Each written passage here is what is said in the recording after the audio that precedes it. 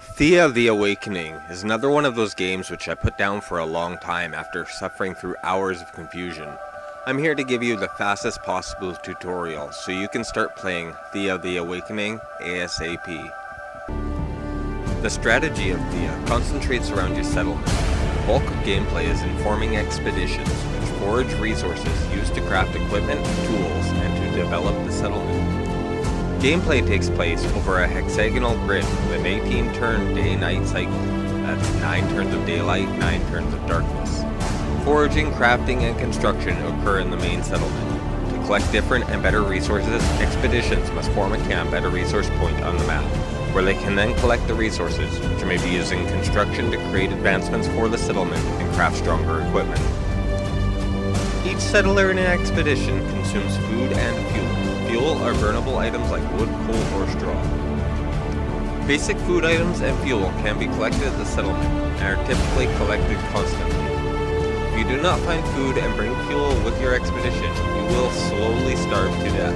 First, go and explore your village.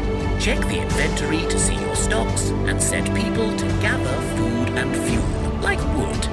Without food, people will starve, and without fuel, they will not craft or even heal, so these are really important. To create more advanced buildings, craft better food and equipment, and find superior materials, you must collect research points. The research menu has 3 tabs for new materials, crafting, and construction. Research is collected from encounters, accumulates over time, and forms a point. Each resource category costs either 1 or 2 points. When the research is completed, a small amount of a resource is given, and a new source of a material is revealed. Press the hotkey R to reveal resources. The action sequences of Thea all play very similar to one another. However, combat encounters can cause wounds which may lead to death even after the combat ends, while a failed hunting encounter usually just ends up in a lost opportunity to find food or loot.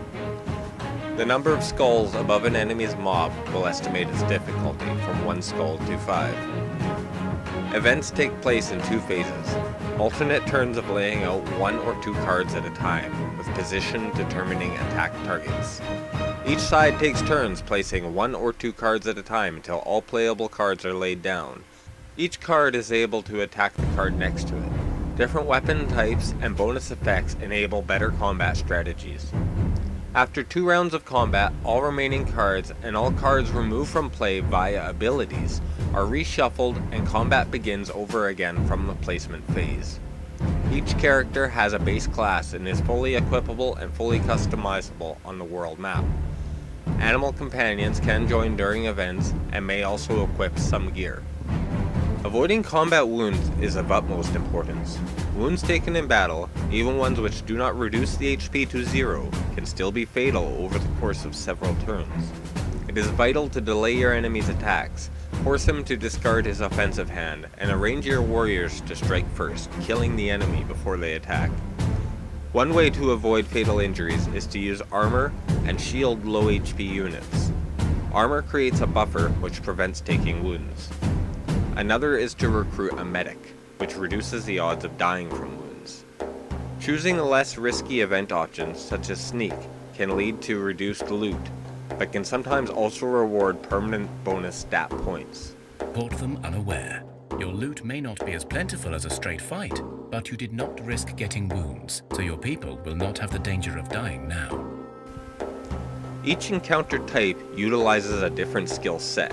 Your greatest warrior may have 0 hunting skill. You may have recruited a wild boar with amazing physical prowess, but he's awful in a debate. I like to make my expeditions about 50% warriors, and a mix of everyone else with the highest hunting, sneaking, and speech skills. It is important to make sure the settlement is well manned and equipped also, as it can be attacked by beasts or struck by maladies like sickness. Each new game in Thea the Awakening has a randomly generated map. Locations will appear as the turns proceed. Finishing the events will advance the plot. Defeat the giants and restore your gods. That's all you need to know to start playing Thea the Awakening.